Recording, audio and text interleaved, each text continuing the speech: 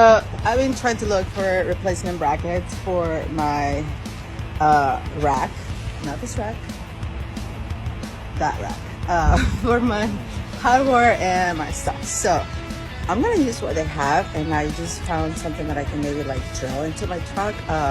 Let's see if it works.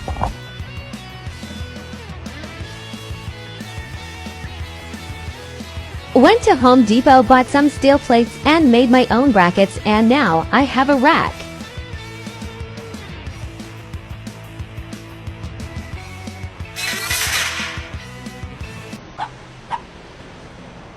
And back to my happy place. And already went paddleboarding. What is there? It was Jeep Topless weekend and got to see many interesting people. It was a weekend to look at people. Look at that guy. Good morning.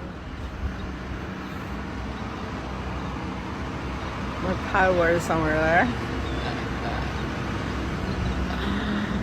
We went paddling and now coffee.